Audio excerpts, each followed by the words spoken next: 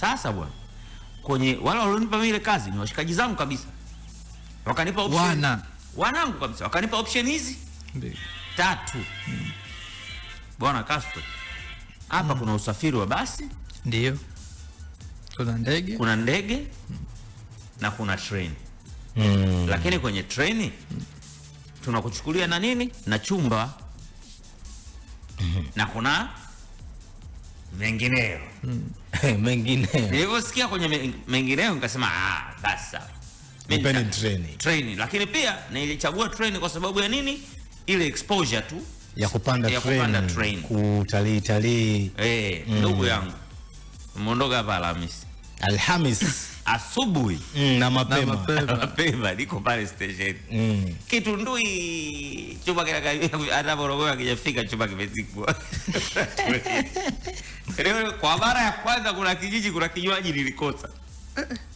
Amba hicho hakipo hapo. Yaani sio kawaida hicho kinywaji kukosa kwenye hicho kijiji, yani kwenye maeneo mengi. Lakini kwenye hicho kijiji nilikosa. Tulikaa masaa 4.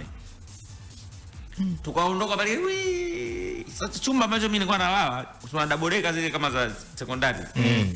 Nilala na polisi. Afande. Afande wale. Kwa hiyo kuna cafe nilikuwa na. Ndio chumba imeenda. Tumekaribia, imebaki sehemu ambayo ile distance ni ya kutoka pale ambapo tulikuwa treni ilizingua. Ni nauli ni shilingi kama 4,000 3,000 kitu kama hicho. Kuna jina moja hivi silikumbuki vizuri. Treni imesimama kama dakika 10 hivi. Nikashuka chini najiuliza, mbona ngoma haiendi? Jamaa kwa sababu tunasubiri kichwa kibadilishwe vitu. Kinatokea wapi? Mimi sielewi. Sasa basi. Tumeondoka huko Alhamisi. Event Jumamosi. Mimi nimekuja kuingia Kigoma alfajiri saa 12. Jumamosi. Sasa. Kwa hiyo nilitamani kufika na kwenda kuoga. Na kuna eneo la tukio kukagua. Badilisha nguo. Sio kukagua, event mchana na usiku.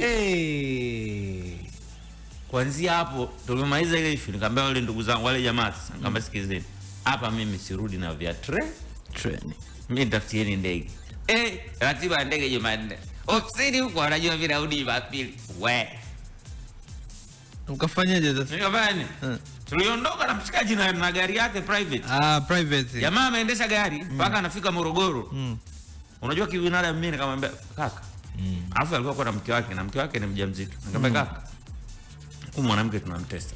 Hata kama ni kazi mimi niko tayari tu kupata hiyo adhabu. Lakini mpumzishe kwanza huyo. Tunakuja kuanza safari tena sasa kesho, yani saa 11 alfajiri.